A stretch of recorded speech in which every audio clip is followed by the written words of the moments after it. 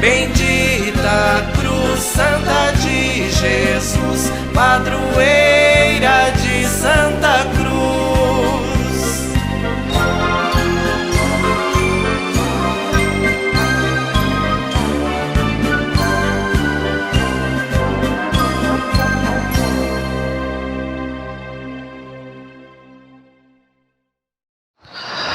Queridos irmãos e irmãs, é uma grande alegria estar aqui, celebrando desta novena que fala tão fundo ao nosso coração.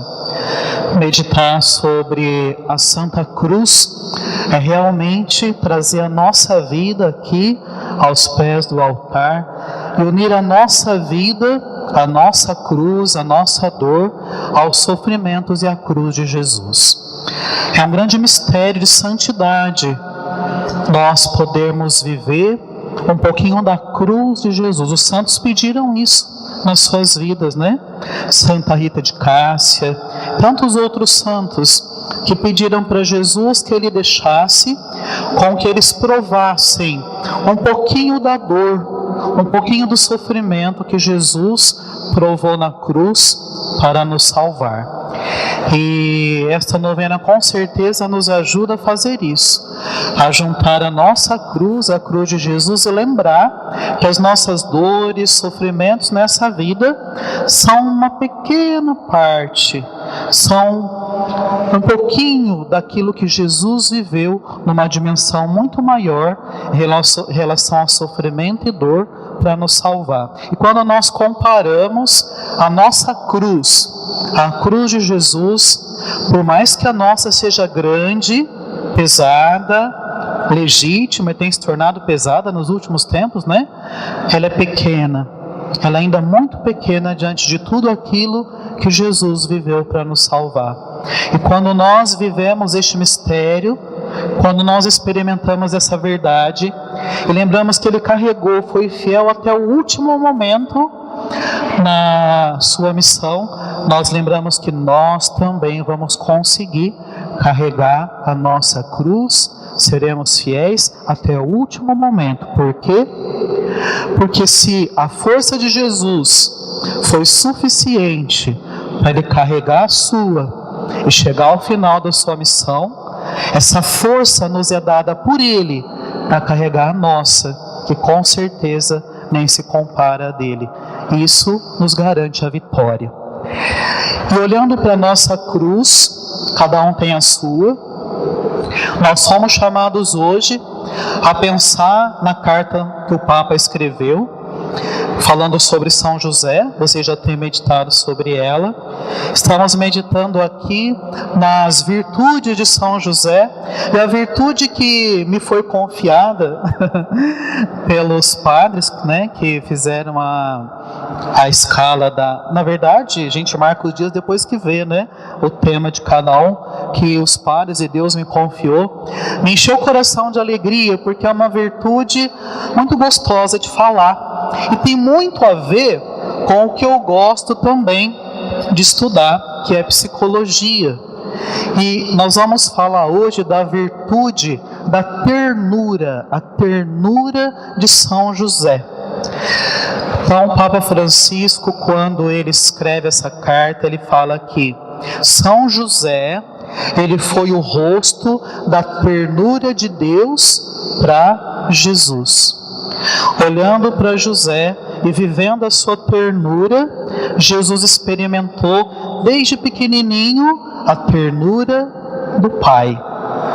São José que segurava na mão de Jesus para ensiná-lo a andar. São José, como Maria, que muitas vezes deve ter dado comida na boca de Jesus. São José, que foi referência paterna, referência masculina para o menino Jesus. Ele revela para Jesus Cristo o rosto da ternura.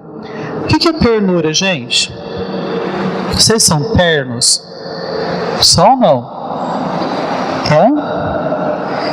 São ternos, não sabe? Sempre, de vez em quando? Depende. Depende se o outro é terno comigo também.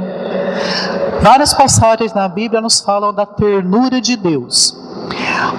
Uma parábola que nos ajuda a pensar no que é a ternura de Deus é a parábola do filho pródigo, ou melhor, do pai misericordioso. A parábola do pai misericordioso, vocês já lembram da história, nos conta, resumindo, que o pai tinha 2 filhos. O filho mais novo, querendo aproveitar a vida, pediu a parte da herança que ele achava que lhe cabia, que não tem herança em vida, né? Mas o pai deu lá a parte do dinheiro que o filho pediu e ele foi aproveitar a vida.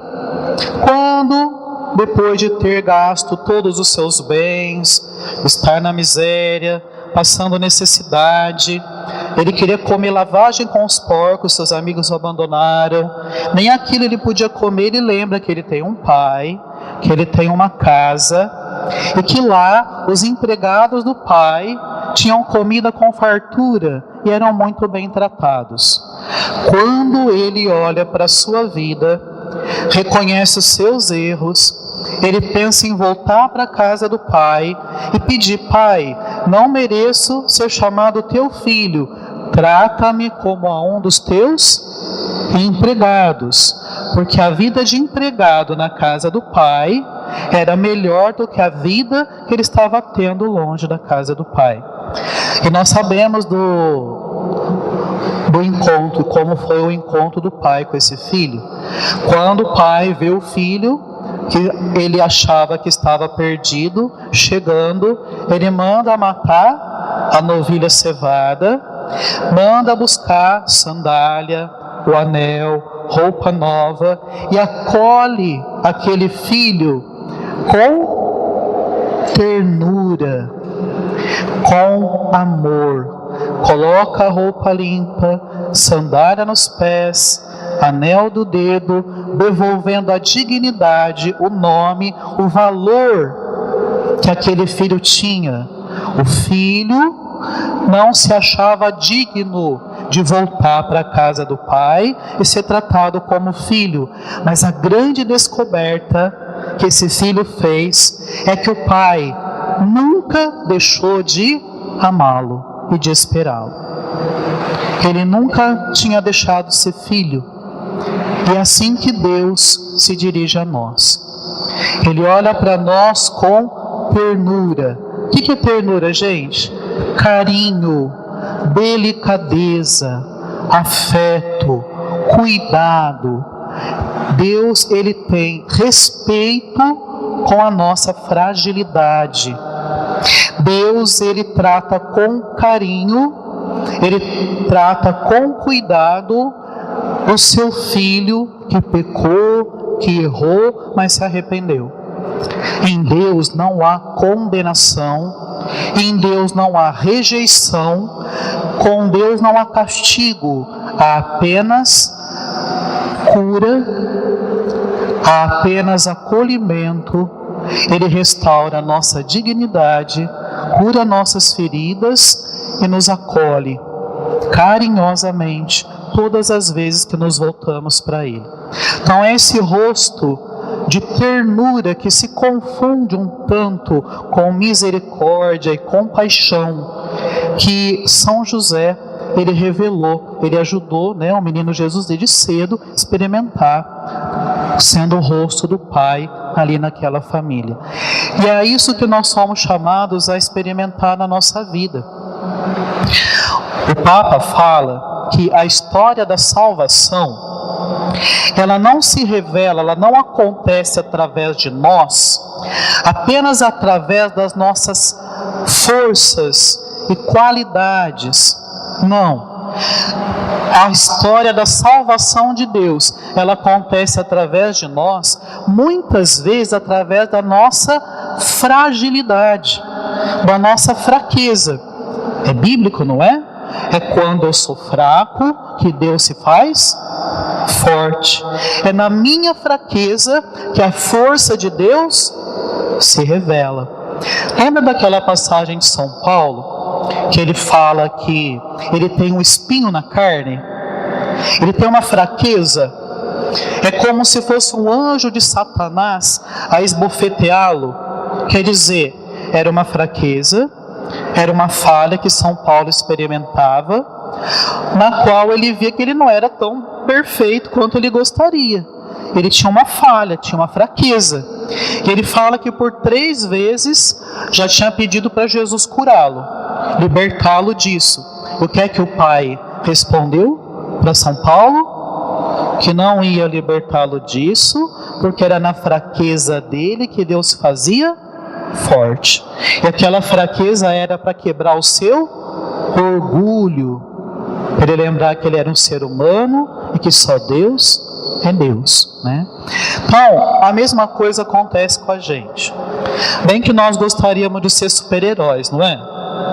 Bem que nós gostaríamos de ser perfeitos. Bem que nós gostaríamos de não ter falhas, não ter limites. Tem gente que lida bem com isso. Já entendeu que é gente, que perfeito só Deus.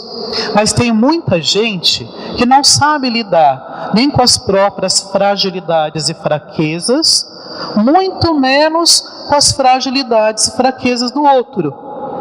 E se nós quisermos entender o mistério da salvação, entender não, né? Porque mistério a gente não entende, a gente vive. Nós quisermos viver o mistério da salvação, nós precisamos olhar para as nossas fraquezas, para as nossas fragilidades e assumir tudo isso sem medo, sem que a gente se escandalize com isso e perceber que nos momentos em que nós somos mais frágeis é que Deus se mostra mais forte. Essa eu acho que seria uma das grandes lições da pandemia para a gente, não é? Nesse tempo em que todos nós fomos vítimas de um vírus tão pequenininho que ninguém vê, mas ele não escolheu quanto dinheiro a gente tem no bolso, qual a cor da nossa pele, se a gente estudou muito ou pouco, se a gente é bem visto na sociedade ou não, se a gente é dessa igreja ou daquela igreja, se eu vim daquele estado ou daquele outro, se eu tenho mais cultura ou menos cultura. Ele atingiu a todos nós da mesma forma. Todos nós fomos afetados de alguma maneira por essa pandemia. E nós percebemos o quanto nós somos frágeis e limitados nessa vida. Nós somos realmente um sopro, né? Nossa vida é um sopro. Nós somos frágeis. Estamos aqui hoje e amanhã não sabemos. Hoje temos saúde, amanhã não sabemos. Não importa a idade, estamos todos no mesmo barco. Todos somos frágeis. Nós não podemos nos garantir diante de certas situações. E esse aprendizado, quando eu olho para mim e vejo o quão frágil eu sou, é que eu vou experimentar a força de Deus na minha vida, e o quão grande, misericordioso, eterno Ele é. Poderia dar o microfone para muita gente aqui que daria esse testemunho. Muita gente aqui só está em pé pela força que encontrou em Deus, não em si próprio nesse tempo. Senão a maioria, senão todos, não é? Claro que algumas famílias foram mais atingidas do que outras. Tem pessoas que perderam vários entes queridos, pessoas muito próximas. Além de perder muitos entes queridos, além de passar pela doença, muitos ainda passam por dificuldades financeiras. Nós estamos com uma quantidade muito maior de pessoas com ansiedade, crise de ansiedade, pânico, crise de pânico, depressão, tudo ficou mais intenso. Quem já tinha alguma coisa piorou, quem não tinha arrumou. Não é assim? Por quê? Porque nós nunca experimentamos a nossa fragilidade como nestes tempos. Nós nunca olhamos para a morte cara a cara. Ela nunca foi tão real quanto nós pudemos fazer nesse tempo. Tivemos que fazer, fomos obrigados a fazer. E é nessa fraqueza nossa, nessa fragilidade nossa, que todo mundo percebeu que não pode se garantir, é que nós precisamos da força de Deus. É que nós precisamos da graça de Deus na nossa vida. Senão ninguém para em pé, senão ninguém consegue sobreviver a tudo isso. Mas com a graça de Deus e com a força de Deus, nós vamos sair mais fortes, mais maduros e evoluídos disso tudo. Então, o que é que o Papa fala? Nós precisamos olhar para a nossa fragilidade, para os nossos erros, com ternura, não com condenação. Tem gente que olha para a fragilidade humana e se irrita com ela. Tem gente que olha para a fragilidade humana e não sabe conviver com ela. E o Papa fala que devemos olhar para a nossa fragilidade com ternura. Quando nós pecamos, quando nós erramos, quando nós experimentamos a nossa fraqueza humana, o demônio não tem ternura conosco. O demônio aponta o dedo e nos condena. Ele atenta, ele seduz, ele engana, e quando a gente cai no pecado, o que ele faz? Ele pisa em cima e fala: olha como você não presta, olha como você não vale nada, olha como você não é digno de Deus. Quanta gente, no momento de pecado, se afasta da Eucaristia, da missa, porque se sente culpado e tem medo do olhar de Deus. Quanta gente já se sentiu desconfortável para fazer uma oração depois de ter percebido que errou, e às vezes até se afasta da igreja por um tempo, por não se entender digno de estar aqui. É o demônio apontando o dedo, não é Deus. Esse é o olhar do demônio, não é o olhar misericordioso e eterno de Deus. Nós vemos aqui dois exemplos. Nós vemos Pedro e nós vemos Judas. Pedro experimentou o olhar misericordioso de Deus. Judas experimentou o olhar de acusação e de condenação do demônio. Vocês lembram? Depois que Pedro nega Jesus pela terceira vez, não sei qual dos evangelistas, eu não lembro, que fala assim: imediatamente Jesus olhou, Jesus olhou para Pedro, depois da terceira negação. Evangelho de João. E esse não foi um olhar de condenação, foi um olhar de resgate, foi um olhar de ternura, foi um olhar de misericórdia. Depois que Pedro negou Jesus 3 vezes, vocês lembram o que Pedro fez? Ele saiu e chorou amargamente, porque Jesus olhou para ele, e não era para acusar, era para falar: tá vendo, Pedro, eu te conheço. Eu falei para você que você ia me negar 3 vezes, mas ao invés de acusar Pedro, Jesus olha para ele através do olhar, né? Ele fala assim: fica comigo, eu estou aqui, eu te conheço. E Jesus experimenta ali a misericórdia de Deus. Agora Judas, quando ele percebe o que ele fez, o que ele faz depois? Quando ele percebe o erro que ele cometeu, ele olha e pro demônio acusando, né? Ele não olha para Deus acolhendo. Ele sente ali o olhar de condenação do demônio, dizendo: você não presta, você não vale nada, olha o que você fez. E que Judas foi fazer? Se enforcou. Então nós temos que tomar cuidado, porque quando nós enxergamos a nossa fraqueza, nós corremos o mesmo risco. Depois do pecado, depois da fragilidade, a gente pode olhar, ouvir, né, o demônio nos acusando e nos condenando, ou podemos olhar para Deus, que olha para nós com ternura, nos resgatando, nos salvando. É isso que o Papa fala nesse documento, que tenhamos um olhar de ternura para nós mesmos, diante da consciência do nosso pecado, da nossa fragilidade, dos nossos erros. E aí eu quero entrar um pouquinho no terreno da psicologia, que é interessante que o Papa também fala lá na carta. Nós precisamos ter um olhar de ternura para nós mesmos, diante das nossas fragilidades, fraquezas, falhas, mas precisamos ter um olhar de ternura para o outro, diante das falhas, fraquezas e limites do outro. Mas aí que entra uma coisa interessante. Se eu não consigo ter um olhar de ternura para mim mesmo, eu também, diante das minhas fraquezas e fragilidades, eu não consigo ser terno com o outro, diante das fraquezas e fragilidades dele. Por quê, gente?